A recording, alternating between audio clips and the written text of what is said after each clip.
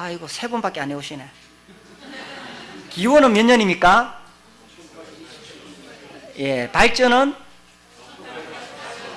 한국으로는 예. 자, 뭐 넘어가겠습니다. 기독동신의 지방교회 구원파와는 다르죠. 예, 이거 뭐 교재를 참고하시면 되겠고요. 그 다음에 조지 뮬러 정말 대단한 사람이죠. 아, 이분 정말 대단한 분. 62년 동안 만여 명의 고아들을 오직 기도로만 길러낸 사람. 예. 그 다음에 창끝 짐 엘리엇 소개해드렸고, 조셉 스크리번 소개해드렸고, 예, FF 브루스, 예, 그 나눠드린 교재에 나옵니다. 그리고 제가 작년에 책을 읽다가 복음주의 세계 확산이라는 CLC에서 나온 책을 읽다가 보니까 여기에 이제 보이시려나 7. 영국 및 타 지역 보수 복음주의 형성에 끼친 기독교 형제단의 공헌이라는 챕터가 나와요. 여기 보면은 이 복음주의 기독교계에 기독교 형제단 크리스찬 브레드린이 얼마나 많은 영향을 미쳤느냐, 여기에 대한 이야기가 나옵니다. FF 브루스가 그랬죠. 많은 수의 초교파적 복음주의 단체들에 대하여 그들이 미친 영향은 예상보다 훨씬 더 크다. 그러니까 우리는 한국에서 이렇게 모이다 보니까 아이고 이렇게 조그마하고 힘도 없는가, 그게 아닙니다. 기독교 역사 속에서 브레드린이 미친 영향은 훨씬 더 크다는 이야기입니다. 이런 이야기를 제가 하면 아무도 안 믿겠지만 20세기 최고의 신학자 중에 한 사람이 FF 브루스가 이야기했다는 것입니다. 로던도 이 형제단의 공헌이 얼마나 놀라운가, 숫자는 적지만은 그들은 특별히 이 성경의 권위를 지켜냈다는 것이 중요하고, 또 형제단에 속한 많은 성도가 초교파적 기관에서 지도적인 위치에 있었다, 이렇게 이야기합니다.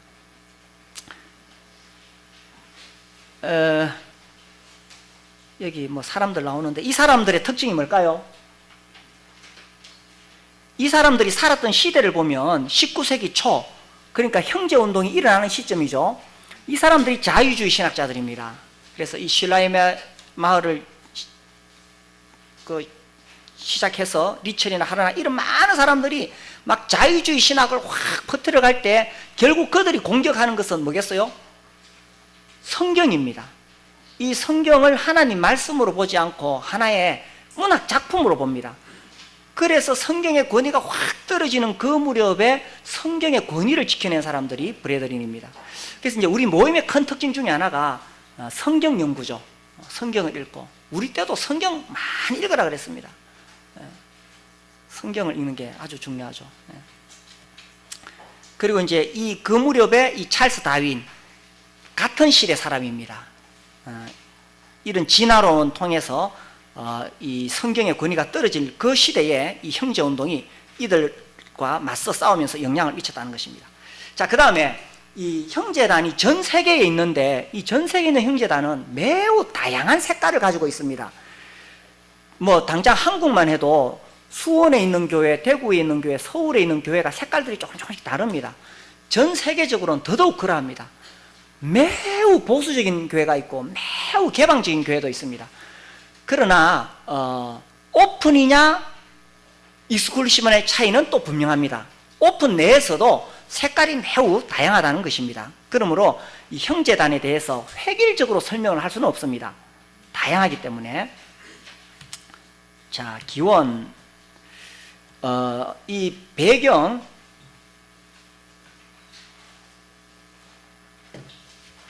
아까 제가 설명드린 거라서 빨리 넘어가도 되는 거죠? 네, 좀 속성으로 가겠습니다. 나중에 숙성하십시오. 이 형제운동이 일어날 때에 우리만 이렇게 특별하게 이렇게 시작한 게 아닙니다. 그 당시 배경을 살펴보면 형제운동 말고도 우리와 비슷한 생각을 가진 사람들이 영국 주위에 많이 있었습니다. 어떤 특징이냐? 신자의 침례. 이거 뭐 우리 당연하잖아요. 근데 이게 굉장히 중요한 문제입니다. 그 당시는 신자의 침례가 아니고 뭐였겠습니까? 유아 세례. 그럼 이게 뭐가 다르냐?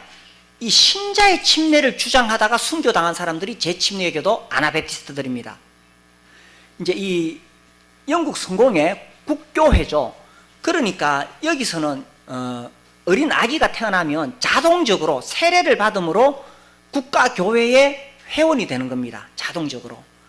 그런데 이 재침례 교도들이 싸웠던 건 뭐냐면, 그러면 안 된다. 그 아이가 무슨 신앙이 있겠느냐. 그 아이가 충분히 자라서 자기가 정말 이 올바른 그 지각을 가지고 예수님을 믿는다고 할 때 신자의 침례를 줘야 된다. 이것이 아나베프티스트의 주장이었습니다. 그래서 이제 이 시대도 마찬가지였죠. 그래서 유아 세례가 아니다. 신자의 침례를 줘야 된다는 거예요. 사실 다비는 유아 세례를 이야기합니다. 그러니까 우리가 생각하고 있는 다비하고 다르죠, 그죠? 다비는 유아 세례를 이야기합니다. 신자의 침례, 그리고 매주 성찬식을 행하는 것, 그 다음에 성직자 없는 비성직자주의, 이런 것들이 우리 브레드린만 있는 게 아니라 곳곳에 있었어요. 그런데 이 그로부스가 이런 이야기를 하면서 그런 사람들이 모여들기 시작하고 이 모임이 번져가면서 여기저기 흩어져서 비슷한 생각을 가지고 있던 사람들이 이게 합류가 되는 거예요. 그래서 이제 여기저기 색강들이 있었는데 큰 강의 물줄기가 흘러가면서 점점 커지기 시작하니까 그런 색강들이 들어와가지고 합류가 되는 거예요. 이렇게 해서 이 형제운동이 전 세계로 확 더 커지게 번져나갔다는 뜻입니다. 그래서 하늘에서 뚝 떨어진 게 아니라 이런 여러 모임들이 병합되어져서 크게 나아갔다는 겁니다. 예를 들자면은 이 로버트 할데인이나 제임스 할데인, 또 토마스 켈리, 또 헨리 이런 사람들이 이미 우리와 유사한 그런 모임들을 가지고 있었어요.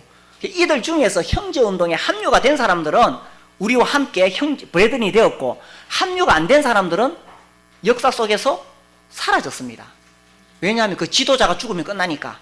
근데 합류가 된 사람들은 계속 함께 하게 되는데, 이 그 추구하는 교회론이 같았기 때문에 자연스럽게 합류가 되고, 형제운동이 전 세계로 확산되어 갈 때에 이런 배경이 있었기 때문에 가능했다라는 것입니다. 이해가 되고 있습니까? 제가 너무 흥분한 것 같아서. 자, 그래서 형제운동이 표현하고 있는 교회에 대한 개념들이 19세기 초반에 아일랜드에 널리 퍼져 있었다. 그래서 같은 생각을 가진 사람들이 이미 이렇게 있었기 때문에 이것이 번져나갔다라는 것입니다. 자, 넘어가고, 아무튼 이제 성직자 제도, 성직자 중심으로 돌아가는 그것을 극복하고 그리스도인의 연합과 떡을 떼기 위한 목적으로 시작되었다라는 것이죠. 이 세 가지 정신 아까 봤죠? 네. 이 떡을 떼는 것이 너무 중요하다. 그렇죠? 이것이 정말 순수하게 복음을 지키는 매우 중요한 것입니다. 그래서 우리가 사도행전 20장 7절에서도 초대교회 사람들이 왜 모였느냐?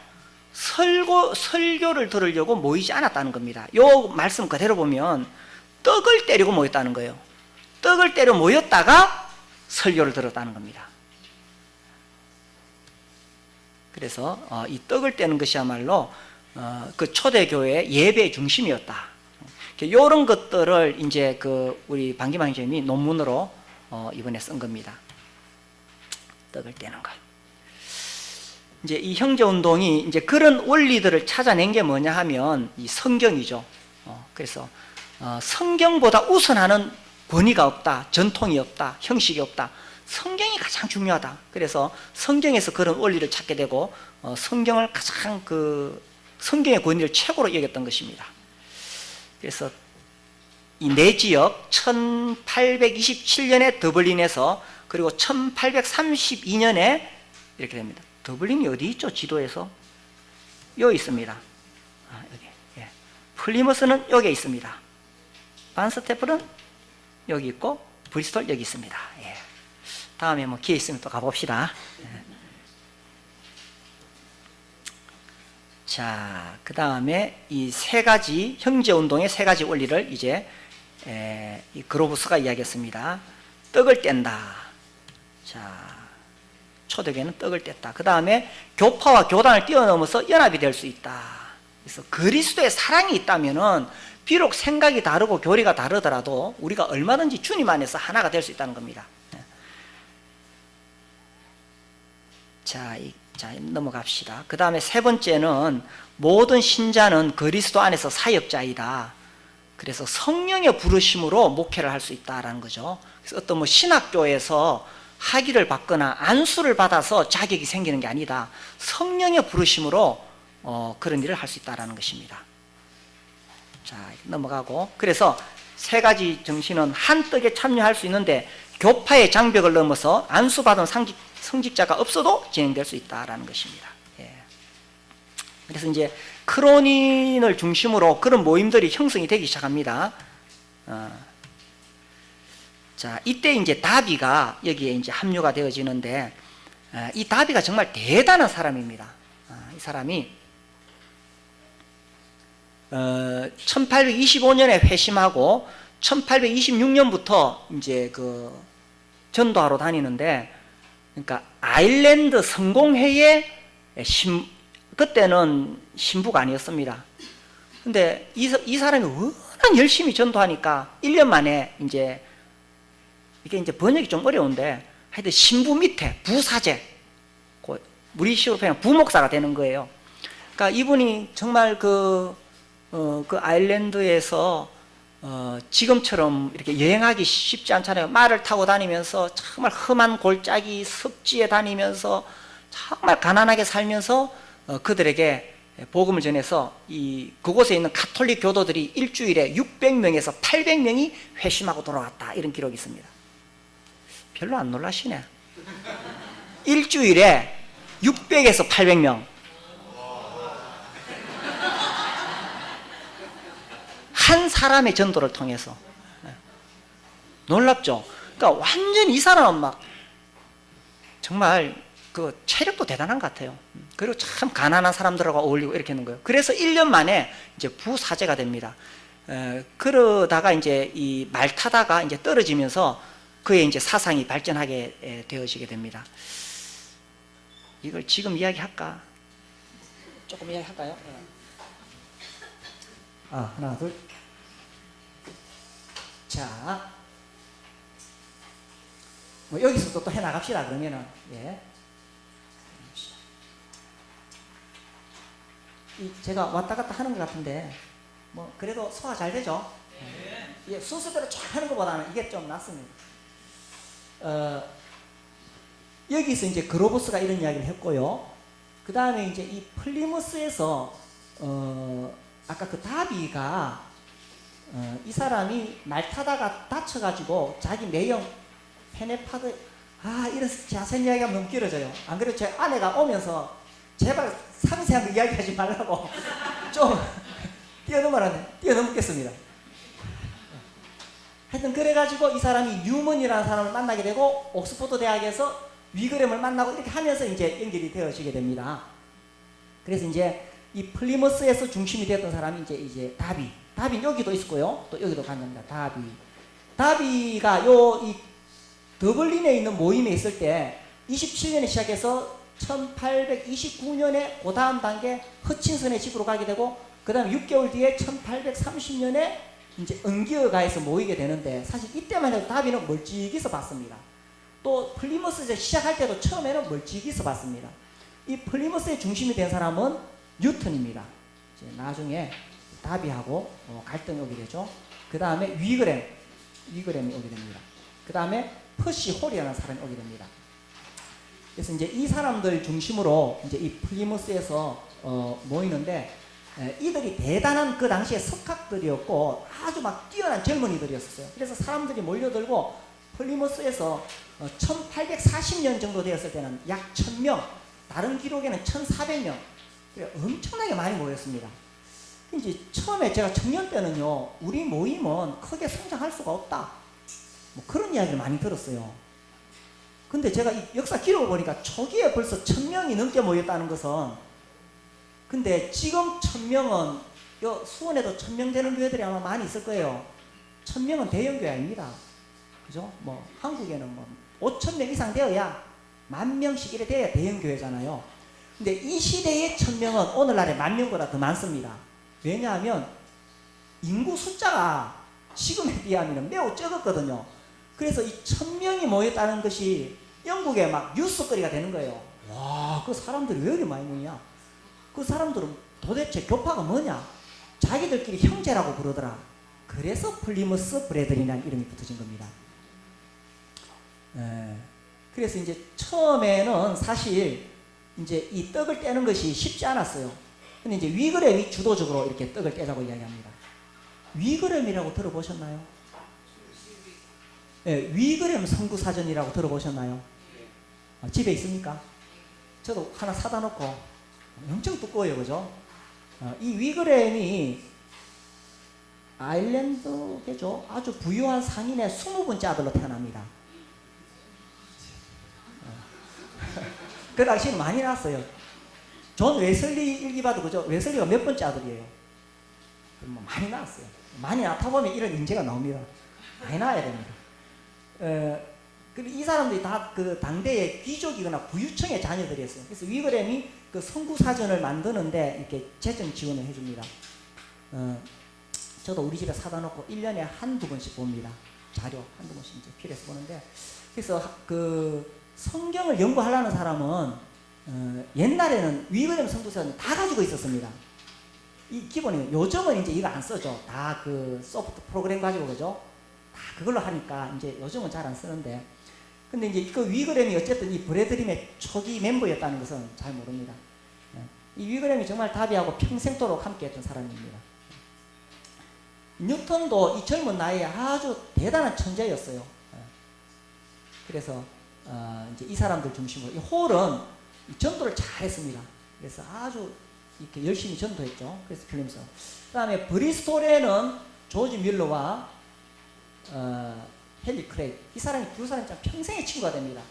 헨리 크레이. 참 저도 이런 것들이 부러워요. 신앙 안에서 함께 동역하고 평생의 친구가 됩니다. 조지 뮬러는 뭘로 유명합니까? 그렇죠. 요즘은 보육원이라 그래요. 1834년, 36년에 보육원을 시작하는데, 근데 우리는 보육원으로 많이 알고 있지만, 요 2년 전에 1834년에 성경지식협회, 제가 그냥 번역을 그걸 했습니다. 뭐 영어 긴데 번역했습니다. 그걸 세우게 됩니다. 사실은 이게 더 큰 영향을 미치게 됩니다. 그가 그걸 세울 때는 주일학교, 주간성경학교, 성인들을 위한 학교가 뭐 그리 중요하냐고 말할지 모르겠는데, 이 당시는요 배울 데가 없었습니다. 배우지를 못하니까 가서 막노동을 해야 돼요. 그러니까 젊은 날에 죽습니다. 그 당시 런던, 리버풀 이런 데 보면요 평균 수명이 15세에서 22세입니다. 그러니까 막노동하는 사람들은 왜 그러느냐, 못 배우니까 그렇게 해야 되고 일찍 죽고 이렇게 되는 거예요. 그러니까 이제 배워야 되잖아요. 그래서 이제 그 성경 지식협회를 세워서 이렇게 학교들을 세우고, 주일학교도 단순히 우리가 생각하는 지금 그런 형식의 주일학교가 아닙니다. 주일학교 가면 기본적인 것을 다 배우게 되는 거예요. 그 당시에. 그리고 이제 많은 선교사들을 훈합니다. 특히 허드슨 테일러라고 이름 들어보셨나요? 선교사 그러면 중국의 내지 선교회를 세웠던 허드슨 테일러 뺄 수가 없습니다. 그 사람이 영국의 토트넘 교회, 우리 모임입니다. 모임 사람들하고 교류하고 그로부스의 영향을 받고 다 이렇게 조지 뮬러의 도움을 받습니다. 다 이렇게 연계가 되어 있습니다. 그래서 계속 후원하죠. 그리고 성경책을 인수해서 보급을 합니다. 28만 권의 성경 전서를 이렇게 찍어가지고 보급을 했어요. 별로 안 놀라시네. 그거 다 기도로 한 겁니다. 보육원도 기도로. 아니 오늘날도 28만 권 성경 전서 책 살라 그러면 돈 많이 들겠죠. 근데 지금은 인쇄술이 발전해서 막 찍어내잖아요. 그 시대는 그런 시대가 아니었어요. 성경 한 권 구하기가 얼마나 힘든 시대였는데 28만 권의 성경을 찍어가지고 보급을 했어요. 이 보험전학에서 150만 권의 신약 성경을 찍어서 보급을 했어요. 별로 안 놀라시네. 이게 보통 일이 아니라니까. 1억 1,200만 권의 신약 신앙 소책자를 보급을 했어요. 그래서 그런 거 다 기도를 합니다. 그래서 조지 뮬러 정말 대단한 사람입니다. 그리고 이제 1846년부터 이 사람이 이제 1898년에 죽는데 62년 동안 이 보육원을 기도로만 운영을 했는 거죠. 그래서 정말 대단한 분입니다. 이분이 생각할 때 그 보육원을 세운 배경이 자기가 런던에 있을 때 가난한 아이들이 헐벗고 맨발로 뛰어다니는 걸 보고 굉장히 가슴이 아팠어요. 그래서 내가 저들을 위해 뭘 할 수 있을까? 그러다가 나중에 브리스톨에 와서 이 보육원 사업을 시작합니다. 또 한 가지는 뭐냐면, 왜 예수님을 믿는 하나님의 자녀들이 맨날 먹고 사는 것 때문에 고민하고 이러고 있을까? 하나님이 우리의 아버지라면 그분이 우리에게 필요한 것들을 다 공급해 주실 것인데, 하나님이 이렇게 공급해 주신다는 것을 내가 어떻게 사람들에게 알릴 수 있을까? 그게 이제 또 배경이 됩니다. 보육원은. 그래서 이제 이 사람이 해마다 연말에 자기가 기도했던 것들, 그리고 이제 이 보육원에 대한 그 재정, 그거를 다 투명하게 해가지고 연감 책을 발간을 했어요. 지금도 이 조지 뮬러의 그런 자료들은 인터넷으로도 많이 이렇게 볼 수가 있습니다. 그래서 하나님 살아계신 것들을 그런 자기 체험들을 이제 그렇게 일기를 통해서 또 사람들에게 알려주고 그렇게 하는 거죠. 그 다음에 이제 반스테븐은 로버트 체프만, 로버트 체프만, 이분 정말 사랑의 사도라 그러죠. 이렇게 해서 이제 발전이 되어집니다. 근데 이제 다비에게는 조금 다른 생각이 하나 있었습니다. 다비의 사상은 크게 연합의 개념과 파멸된 교회론 두 가지로 볼 수 있는데, 이야기가 조금 복잡해지고 있나요? 좀 지루할까 싶어가지고. 근데 이거 이야기 좀 해야 됩니다. 복잡해도. 제 아내한테도 이거는 이야기 해야 된다 했습니다. 연합의 개념이 그로부스도 연합이라 그랬고, 이게 다 똑같아요. 똑같이 다비도 떡을 떼는 것을 굉장히 중요하게 여겼고, 이거 전신자 제사는 굉장히 중요하게 여겼습니다. 연합인데 생각이 달랐습니다. 그로부스하고. 그로부스의 연합의 개념은 모든 하나님의 자녀들이 그리스도 안에서 하나가 될 수 있다는 게 가족 공동체 로서의 연합의 개념이었다면, 다비는 악으로부터의 분리입니다. 악으로부터의 분리. 그러니까 잘못된 곳에서 분리되어 나와서 우리끼리 모여야 된다는 것입니다. 여기서 말하는 악은 도덕적인 악이 아니라 교리적인 것을 이야기합니다. 그러니까 다비에게는 교리가 가장 중요한 문제였습니다. 그래서 자기하고 교리가 다르거나 하면, 그래서 이제 나중에 뉴턴하고 싸우게 되는 거예요. 교리 중요하죠, 그죠? 교리가 매우 중요합니다. 그러나 근본적인 교리가 있고 중요한 진리가 있고 또 조금 그렇지 않은 것이 있다라고 맥도날드 추석책에 그렇게 나와 있습니다. 그런데 아무튼 이분에게는 교리가 너무 중요했어요. 그래서 이제 나중에 그로부스가 편지를 씁니다. 당신들이 자꾸 그렇게만 주장하면은 당신들만 옳은 사람이 되고 다른 사람들은 다 나쁜 사람들이 되고, 그 다음에 당신들의 모임은 결국 인간적인 조직으로 전락할 것이다. 그로부스가 그렇게 경고를 했어요. 근데 결국 다비 계열은 그렇게 됩니다. 결국 그렇게 됩니다. 그런 거 보면 그로부스가 대단한 통찰력을 가진 사람이죠. 그래서 이제 이 자기와 다른 교리를 가진 사람으로부터 분리되는 것. 두 번째는 파멸된 교회. 이 파멸된 교회라는 개념은 이제 물론 교회들 중에서도 좀 부패한 교회가 있고 그렇죠, 그죠? 그런 개념을 이야기한 게 아닙니다. 이게 아니라 다비가 봤을 때에 기독교는 이미 완전히 타락했기 때문에 더 이상 초대교회의 그런 모습으로 돌아갈 수가 없다라는 것입니다. 자, 우리는 부흥, 이 수원교회에서 부흥에 대한 찬송 부릅니까? 부흥하는, 제 발음이 경상도 사람 하고 발음이 안 돼가지고 부흥. 네. 우리 스스로 서서 이런 거 발음 잘 안 됩니다. 그런 찬송 마찬가지죠. 옛날에 그 CCM 그런 거 맞죠. 근데 다비는 교회가 부흥될 수 없다고 생각했습니다. 왜냐하면 기독교계가 이미 무너졌기 때문에 이게 이제 그의 세대주의적인 관점에서 나옵니다. 세대주의. 세대주의 또 이야기해야 되네. 세대주의. 그렇죠. 그건 다음 내일 합시다. 그래서 파멸된 교회이기 때문에 이미 기독교회가 완전히 타락했기 때문에 너희들은 거기로부터 나와라. 나와서 우리가 오직 단순하게 주님의 이름으로 모여야 된다. 이렇게 이야기를 했습니다. 근데 결국 그렇게 되면 다른 모든 교회들은 다 인정을 안 하게 되고 우리만 옳은 사람들이 되는 거예요. 다비 계통의 사람들만. 그러나 이 그로부스나 이런 사람들은 비록 교회가 타락했을지라도 그러나 순수한 그리스도인들이 있고 하나님이 여전히 그 교회를 통해서 역사하고 계신다. 그리고 얼마든지 부흥이 일어날 수 있다고 이야기하는 겁니다. 그런 개념들이 달랐어요.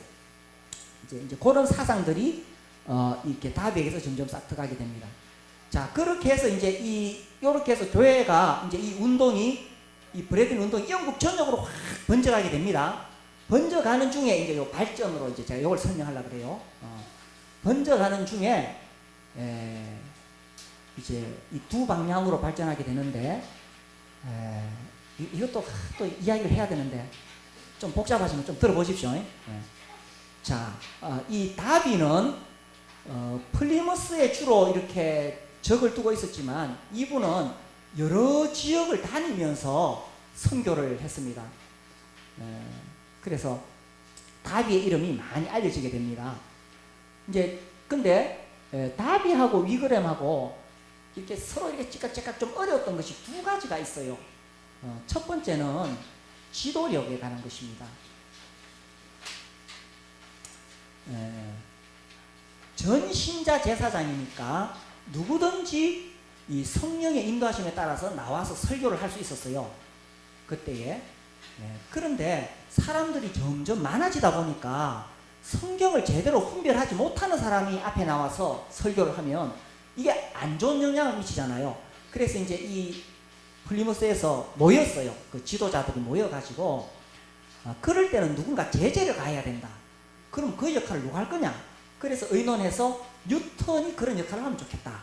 그래서 뉴턴을 장로로 세웠습니다. 근데 이제 다비는 이 플리머스만 있는 게 아니라 여러 곳에 다녔는데 다비가 없죠. 일단 그 다음에 위그램은 조금 있다가 런던으로 가서 교회들을 세웁니다. 퍼시 홀은 히어포드, 헤르포드, 히어포드 그쪽으로 가서 또 교회를 세웁니다. 그러다 보니까 누만 남았어요? 뉴턴만 남았겠는 거예요. 그 뉴턴이 정말 탁월한 성경 교사였어요. 그러다 보니까 뉴턴의 영향력이 점점 커지고 있는 거예요. 다비가 1845년에 이 선교 여행에서 돌아오니까 플리머스 딱 돌아오니까 뉴턴이 우뚝 솟아 있는 거예요. 그래서 다비가 뭐라고 이야기하냐면은 전신자 제사장이지 않느냐. 다 형제인데 왜 당신이 그렇게 우뚝 솟아 있느냐 이런 거예요. 사실 뉴턴도 처음에는 자기가 그런 역할을 하다가 그걸 다른 사람에게 넘겨줬어요. 넘겨줬는데 그러나 이 사람이 워낙 탁월한 교사다 보니까 사람들이 뉴턴을 따를 수밖에 없는 거예요. 그래서 이제 거기에 대한 어떤 그 어려움이 오기 시작합니다. 두 번째는 이 종말론에 대한 게 이제 차이가 나는데, 이 우리 형제운동이 시작될 그 무렵에 그 당시에는 성경을 공부한다고 했을 때에 예수님의 재림에 대해서 공부하는 것이 굉장한 이슈였습니다. 이제 프랑스 혁명 이후에 굉장히 사회적으로 불안하고 또 산업혁명을 겪으면서 하여튼 그때는 굉장히 그 불안한 시대였습니다. 사람들이 이렇게 사회가 불안하면 뭘 생각합니까? 종말이 왔다고 생각하죠. 그리고 예수 믿는 사람들은 예수님의 재림이 가까웠다고 생각이 됩니다. 그런 배경이에요. 그러다 보니까 그 당시 영국에서 성경 연구를 하는 것은 예수님의 재림에 대한 연구를 하는데 그때 굉장히 유명했던 컨퍼런스가 1831년에서 33년 사이에 있었던 타워코스트 라는 성이 있는데 이 성에 백작인가 하여튼 제가 잘 모르겠습니다. 영국의 그 귀족 계급이 아주 복잡해서 하여튼 그 귀족의 그 미망인이 있었어요. 타워코스트 무슨 귀족 부인 그 미망인이 있었는데 이 사람이 이제 이 성을 관리하고 있었는데 여기서 이 영국에 있는 여러 그 복음주의적인 그런 사람들이 모여서 예수님의 재림에 대해서 이제 연구를 했었습니다. 그때 이제 여기 다비가 들어가게 되고 또 나중에 이제 조지 뮬러나 이런 사람들도 33년에 함께 참여하게 됩니다. 이때 이제 다비가 뭘 이야기하기 시작했냐면은 휴거를 이야기하기 시작했습니다. 이 휴거에 대한 개념은 그 이전에도 있었지만 이것을 체계화시킨 사람이 다비입니다. 휴거 뭔지 아시죠? 우리는 당연하게 받아들이잖아요, 그죠? 근데 이 당시로서는 이게 아주 파격적인 그런 논란이 되는 이슈입니다. 자, 이제 문제가 뭐냐 하면은 교회가 환란을 통과하느냐 안 하느냐의 문제입니다. 그 엠마오 교재나 전도출판사 책, 종말에 관한 책, 종말론에 관한 책을 보시면은 이런 주제들이 중간중간 나옵니다. 기억이 되십니까? 교회가 환란을 통과하느냐 안 하느냐. 교회가 환란을 통과합니까 안 합니까? 우리는 당연히 안 한다고 생각하는데 그 책에는 왜 그렇게 나오느냐 하면은 그것이 이제 이슈가 되거든요. 그래서 교회가 환란을 통과하지 않고 휴거된다는 것이 이것이 이제 전천년설 그 종말론은 크게 전천년설, 후천년설, 무천년설 이렇게 있죠, 그죠? 그 중에서도 이 전천년설을 두 개로 나눕니다. 두 개로. 하나는 교회가 환란을 통과한다는 것이 역사적으로 계속 그렇게 믿어왔어요. 그래서 그것을 역사적 전천년설이라 그럽니다. 그런데 다비가 아니다, 통과하지 않는다고 주장하면서 체계가 정립되면서 우리 이제 보통 세대주의라고 들어보셨죠? 그래서 이것을 세대주의적 전천년설이라고 이야기합니다. 혹시 머리가 좀 아파옵니까? 아, 역시 수원에 있는 분들은 이 성경 수준이 대단히 높아가지고, 우리가 믿는 것은 세대주의적 전천년설이죠. 그러니까 교회가 환란을 통과하지 않고 일어난 휴거, 비밀 휴거, 비밀스럽게 휴거된다 그래서 비밀 휴거. 근데 이제 그 당시에는 대부분 다 역사적 전천년설이었었어요. 뉴턴도 당연히 역사적 전천년설이었었어요.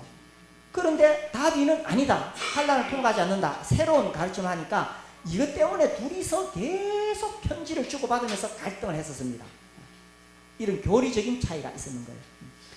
그래서 이제 1845년에 돌아왔을 때는 이것이 막 점점 커지기 시작하고 둘 사이에 막 논쟁이 되고 편이 갈라지고. 교회에서 이러면 됩니까 안 됩니까?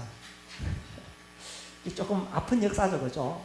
이렇게 주님께 헌신된 훌륭한 분들도 이렇게 서로 마음이 나뉠 수 있다라는 것이고, 이제 우리가 역사를 배우는 것은 반면교사로 교훈을 받기 위한 거죠, 그죠? 그랬어요. 그런데 이제 하여튼 근데 그 자세하게 그 내용을 읽어보면 조금 다비가 심했어요. 좀 야비한 수법을 많이 쓰고 인격적으로 많이 공격을 해요. 그래서 이제 그럼 뭐가 문제인지 우리가 한번 모여서 그걸 토론해보자 이렇게 해서 사람들이 쭉 모였거든요. 모였는데 실제로 그때 모인 이유는 종말론, 이게 종말론의 문제, 교리적인 문제였는데 다비가 어떤 식으로 분위기를 이끌어가냐면은 이 다비가 나이가 더 많거든. 다비가 1800년생이고 뉴턴이 7살 어려요. 1807년.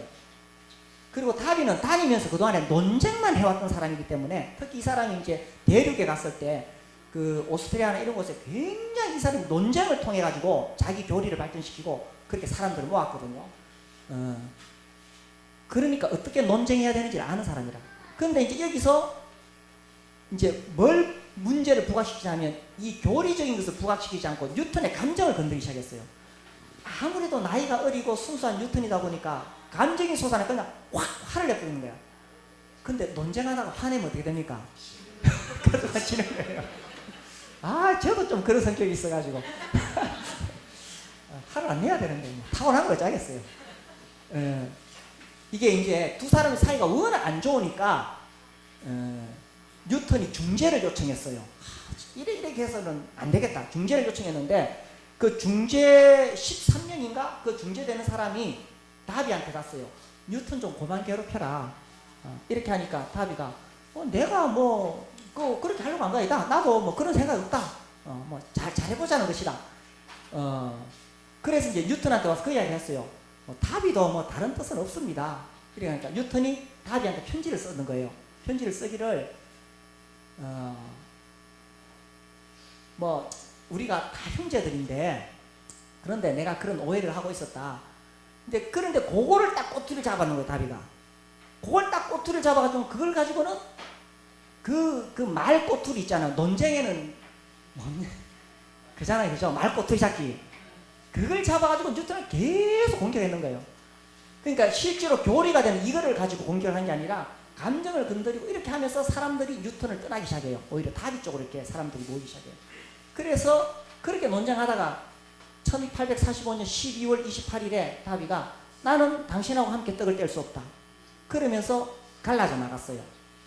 이때 플리머스는 처음에는 레일리가에 있는 예배당에서 모이다가 사람이 1000명이 넘어가니까 에버링턴가로 옮겼어요.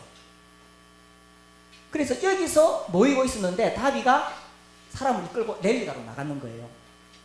그래서 이제 따로 예배를 드리기 시작합니다. 이때부터. 여기까지는 두 사람의 논쟁이었는데 이게 이제 문제가 되기 시작합니다.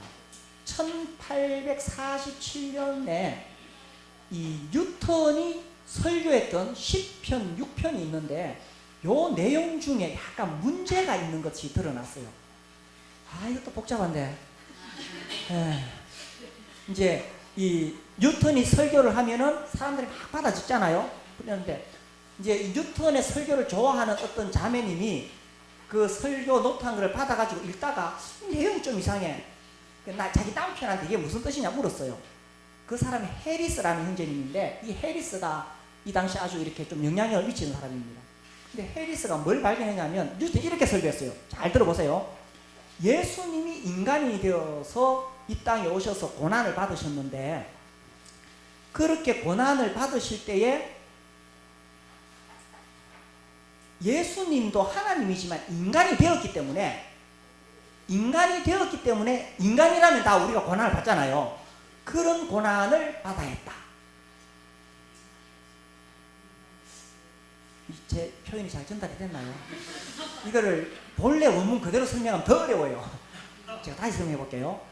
예수님이 인간이 되어서 고난을 받으셨는데 그러나 그분도 한 인간이 된 이상 이스라엘 사람의 한 사람이잖아요. 이스라엘 사람의 한 사람으로서 받아야 될 그 고난을 받으셔야 했다. 사람으로서 받아야 될 그 고난을 받으셔야 했다. 맞아요, 틀려요? 이거 맞다 그러면 이단됩니다. 굉장히 큰 문제예요. 예수님이 사람이 되셔서 고난을 받으신 것은 그분이 인간이 되었기 때문에 받은 고난이 아니라 순전히 누구를 위한 겁니까? 오직 우리를 위해서 고난을 받으신 것이지 그분이 사람의 입장에 섰다고 해서 고난을 받으신 건 아니잖아요. 이해가 되고 있죠? 모르면 집에 가서 물어보시고. 그래서 그건 뭐냐 하면은 예수님의 인성에 죄가 있는 것처럼 설명이 되는 거예요. 그래서 이제 그러면은 해리스가 뉴턴한테 전화해가지고 전화 왔구나. 찾아가가지고 이게 무슨 뜻이냐 물어야 되잖아요. 그렇게 안 하고 바로 뉴턴이 이렇게 가르쳤다 하면서 그거를 소책자로 막 찍어냈어요. 그리고는 그거를 다비 계열에 있는 사람들에게 이거를 출판해라 그랬는 거예요. 그러니까 이제 다비 계열에 있는 사람들이 그걸 막 출판을 하기 시작했어요. 그래서 뉴턴이 가만히 보니까 문제가 있거든. 그래서 자기도 거기에 대한 해명하는 소책자를 냈어요. 내가 이런 뜻으로 말한 것이다. 본래 뜻은 그게 아니다. 근데 이 다비 계열에서는 이미 늦었는 거예요. 그걸 인정을 안 하는 거예요. 다비는 평소에 뭐라고 이야기했냐면은 교회에는 사탄이 은밀하게 활동한다. 사탄이 악을 은밀하게 교회에 넣어가지고 그 교회를 부패시킨다는 이야기를 계속하면서 뭐라고 말했냐면 뉴턴이 지금 그런 짓을 하고 있다 라고 평소에 말을 해왔어요. 해오다가 47년에 딱 이게 발견이 됐잖아요. 발견되니까 뉴턴은 해명을 했지만 다비는 뭐라고 이야기했냐면 그것은 뉴턴의 일시적인 실수가 아니었다. 내가 전에부터 말했잖아. 교회 안에 악이 은밀하게 활동하는데 이건 뉴턴이 실수한 것이 아니라 뉴턴이 본래 그런 사람이었다는 거예요. 그래서 뉴턴이 해명을 해도 다비 계열에서 그걸 절대로 인정하지 않았어요. 그래서 1847년 11월 달에 뉴턴이 자기가 잘못한 것을 인정하고 이제 떠납니다. 브래든은 완전히 떠나게 됩니다.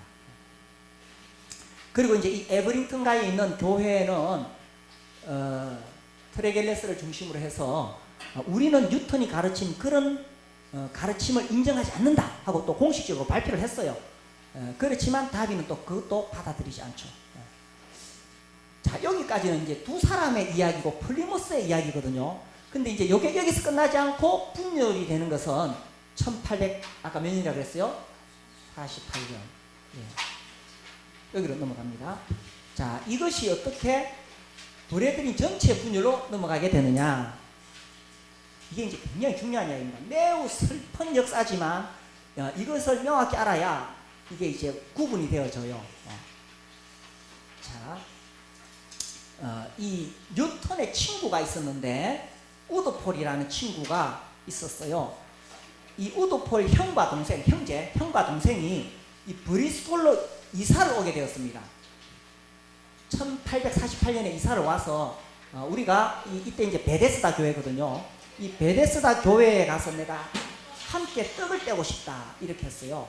이사 왔으니까 당연히 떡을 떼야 되죠. 그럴 때에 이 다비를 따르던 사람들이 브리스톨에도 있었거든요. 이 우드폴 이 사람 수상하다. 왜냐하면 뉴턴의 친구이기 때문에 이 사람도 뉴턴하고 같은 교리를 가질 수 있다 이렇게 주장을 했어요. 그래서 조지 뮬러와 헨리 크레이기 그 사람들을 보내서 그럼 당신들이 이 우드폴의 형과 동생이죠. 형제의 신앙을 검증해 보시오. 그래 가서 만나봤어요. 만나보니까 이 우드폴은 이런 논쟁이 있을 때에 여기에 관여도 안 했고 전혀 이 뉴턴처럼 그런 예수님의 인성에 대한 잘못된 생각을 안 가지고 있었고 또 한 사람은 이 논쟁할 때에 저기 대륙에 여행하고 있었어. 아예 뚝 떨어져 있었는 거예요. 그러니까 이 사람들은 뉴턴과는 전혀 친구는 친구지만 그런 신앙과는 뉴턴의 잘못된 신앙과는 거리가 멀었다는 이야기입니다. 자, 그러면 어떻게 이 사람을 이 베데스다 교회에 받아들여도 됩니까? 되잖아요. 이제 이 사람들을 이제 이 교제권 안에 받아들여서 함께 떡을 뗐어요. 1848년 4월 달에 다비가 이제 이 다비는 여러 곳에 여행을 하고 다니니까 브리스톨에 왔어요. 그래서 조지 뮬러가 다비 형제님 우리 베데스다 교회에 오셔서 설교해 주십시오. 그러니까 다비가 나는 못 가겠다 그랬어요. 왜요? 당신들이 우드폴 형제를 받아들이지 않느냐 이랬는 거예요. 그래서 뮬러 우드폴 형제는 뉴턴하고 상관이 없습니다. 그러니까 다비가 이 우드폴 형제는 어디 교회에 있었느냐? 에버링턴가에 이 뉴턴이 있던 이 교회에 있었기 때문에 이 사람을 받아들이면 안 된다는 거예요. 이 개인의 신앙과 상관없이. 그리고 이제 다비는 떠나갔죠. 그리고 다비가 또 여행하니까 리전가 거기 갔을 때 보니까 사람들이 여전히 이 베데스다 교회하고 잘 지내거든. 잘 지내니까 그때 이제 8월 달에 드디어 이 다비가 공문을 씁니다. 베데스다 회람이라고 제가 번역을 했는데 그 공문 내용이 뭐냐 하면은 이겁니다. 조지 뮬러와 베데스다 교회는 뉴턴의 그 잘못된 가르침을 그대로 받아들이고 또 그 잘못된 가르침에 오염되어 있는 우드폴 형제도 받아들이고 그 다음에 그 잘못된 가르침을 끊임없이 전파하고 있다. 이렇게 공문을 보냈어요. 조지 뮬러가 그렇게 했었어요? 안 했어요. 그래가지고 베데스다 교회 장로들이 모였어요. 그래서 공식적인 그 공문을 또 만들었어요. 우리는 절대로 이 뉴턴의 가르침을 인정하지 않고 받아들이지 않는다 하는 것을 공식적으로 또 발표를 했어요. 그런데 다비는 뭐라고 공문을 보냈냐면은 이 베데스다 교회가 뉴턴의 그 잘못된 가르침을 끊임없이 전하고 있다. 이 베데스다 교회는 전혀 그런 일이 없거든. 그걸 받아들이지도 않고 인정하지도 않았거든. 근데 다비가 주장하는 것은 우드폴을 받아들였다는 것은 뉴턴의 가르침을 받아들였다는 것으로 그렇게 말을 했는 거예요. 그러면서 그 베데스다 회람에서 뭐라고 이야기하냐면 앞으로 이 베데스다 교회와 교제하는 교회하고는 나는 절대로 교제하지 않겠다 이렇게 말했어요. 좀 심각해집니까? 근데 다비가 뭐 그 공문 한 장 보냈다는 게 뭐 그리 대단하냐 싶은데 이때 다비는 여러 대륙과 영국 전역에 걸쳐서 엄청난 영향력을 발휘하고 있었기 때문에 다비의 그 공문 한 장은 엄청난 위력을 발휘했어요. 그래서 이제 영국에 있는 교회들, 대륙에 있는 교회들이 결정을 내려야 됩니다. 다비가 주장하는 대로 다비를 따라갈 것인지 아니면 다비의 공문을 무시하고 베데스다 교회와 교제할 것인지 결정을 내려야 돼요. 근데 다비의 영향력이 워낙 크다 보니까 초기에는 많은 교회들이 다비를 따라갔어요. 초기에는. 그래서 그들이 익스클루시브 브레든이 되는 겁니다. 다비를 따라간 사람들이. 예. 배타적이고 독선적인 브레든이 되는 거죠. 그러나 또 이 브리스톨 교회, 또 반스테블 교회, 이 교회 주위에 있던 많은 교회들은 그러나 또 이 베데스다 교회와 교제를 했던 거예요. 그래서 이렇게 나누시게 된 것입니다. 자, 여기서 이제 아이고 시간이 다 가네요. 여기서 이제 중요한 것은 그러면 오픈 브레든과 익스클루시브 브레든이 뭐냐? 이제 이걸 제가 설명하고 마칠게요. 다비는 왜 우드포를 받아들이는 것을 베데스다 교회 전체를 이렇게 했느냐, 또 전체 공문을 보냈느냐, 이게 이제 중앙 통제라는 거예요. 그 다음에 오픈 브레드린이 지역교회 독립이라는 건 이런 거예요. 베데스다 교회 입장에서 봤을 때는 이 우드폴을 받아들일 것인가 말 것인가에 대해서 자기들 교회에서 이것을 결정할 수 있다는 거예요. 지역교회 독립. 그에 비해서 다비를 따랐던 사람들은 이것은 지역교회가 결정할 문제가 아니라, 그 다음에 이런 거예요. 자, 여기 에브링턴가에 뉴턴이 있어요. 뉴턴이 잘못된 가르침을 전했어요. 그러면은 다비가 봤을 때 이 교회 전체가 오염이 된 겁니다. 이거를 이제 컴퓨터에 위에 바이러스가 들어오면 다 오염되잖아요. 그 다음에 여기 이제 우드폴이 여기 있었잖아요. 이 우드폴이 오래 베데스다 교회에 왔어요. 오염된 우드폴이 왔어요. 그럼 베데스다 교회가 어떻게 됐어요? 전부 오염됐어요. 그 다음에 만약에 베데스다 교회가 다른 어떤 교회하고 교류를 하잖아요. 그럼 어떻게 했어요? 이게 다 오염되는 거예요. 그러니까 다비는 이거 전체를 다 잘라내는 것이라는 거예요. 그러니까 물론 다비의 마음속에는 이런 잘못된 가르침에 대한 것에서 정말 순수하게 교리를 지켜야 된다는 생각이 있었지만, 그러나 이렇게 이제 이렇게 잘라내는 거, 교리가 중요하니까 잘라내는 거예요. 그러나 이제 베데스다 교회 입장에서 보면은 우드폴 개인에게, 이 교회는 비록 잘못되었을지라도 우드폴 개인은 전혀 신앙적으로 문제가 없거든요. 그래서 이 사람을 받아들이는 데는 전혀 문제가 없다는 거죠. 자, 그러면은 이것을 이제 우리 한국 지역교회 적용할 때에 우리는 익스클루시브입니까? 오픈입니까? 오픈이었죠. 여기 이제 동성교회에서 어떤 다른 지역교회에서 온 형제를 받아들일 때에 그걸 누가 결정해요? 이 동성교회에서 결정하잖아요. 그죠? 특별히 그 결정에 있어서 중요한 것은 장로님들이 그런 역할을 하시죠. 그죠? 중요한 역할을 하시죠. 그죠? 그러니까 이제 이 지역교회에서는 지역교회를 섬길 장로들이 있습니다. 장로들. 자, 익스클루시브에는 장로들이 있을까요? 없을까요? 다비는 장로들을 인정 안 합니다. 그러니까 한국에 있는 교회는 다 오픈이에요. 또 왜 오픈이냐? 역사적으로 봤을 때도 이 맥카피와 제임스가 어느 계열이겠어요? 오픈 계열입니다. 그러니까 역사적으로도 그러하고, 우리는 다만 각 지역교회마다 이렇게 특성은 다 다르죠. 그래서 이때 이제 정말 이 오픈 브레드린이 추구했던 것이 뭐냐면, 어떤 중앙에서 다비가 중앙에서 딱 결정해서 전 세계에 이런 것들을 거부했어요. 오픈은. 그래서 각 지역교회가 다 주님으로부터 분별하는 것이다. 지역교회 독립이다. 이것이 굉장히 중요한 지역 그 오픈 브레드린의 중요한 이슈였다는 것입니다. 그래서 오픈과 익스클루시브를 이렇게 나눈다 하는 것입니다. 아이고, 긴 이야기 이제 뭐 역사 여기까지 하고 요거만 이야기 마치시죠. 자, 1827년으로 다시 돌아가면은 다비가 1800년에 태어났고요. 그로브스가 1795년에 태어났고요. 5살 더 많죠. 뉴턴이 1807년, 위그램이 1805년. 아, 제가 이거 외우느라고 고생했습니다. 조지 뮬러, 헨리 크레이 다 1805년입니다. 로버트 체프만이 1802년, 이 사람 오래 살았어요. 1803년에 1902년까지 100살 살아요, 로버트 체프만. 자, 여기서 봅시다. 그러면은 1832년에 조지 뮬러, 헨리 크레이가 몇 살입니까? 1832에서 1805를 빼면 27이니까 우리나라로 28살이죠. 네, 우리나라로 28살.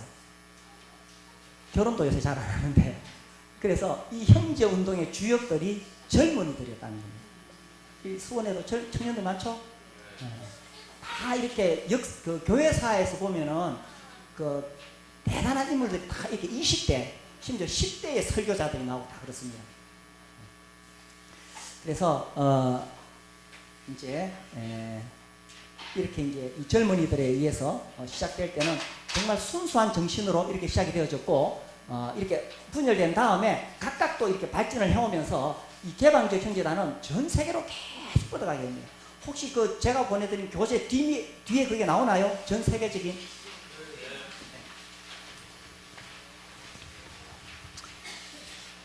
예, 그래서 그 자료는 벌써 뭐 한 2, 3년 전인데 제가 안 바꾸는 거는 뭐 크게 변동이 없을 것 같아서 안 바꿨어요. 그래서 이렇게 전 세계에 퍼져갖고 한국에도 오게 되었습니다. 그래서 오늘 이제 여기까지 하고요. 이 마지막에 결론을 좀 멋있게 맺어야 되는데 어떻게 하지? 예. 그 우리가 다른 교파하고 뭐가 다르냐라고 했을 때에 어떤 분들은 자꾸 교리적인 차이점을 자꾸 이야기하려고 하는데, 물론 이 교리적으로 다른 것도 있습니다.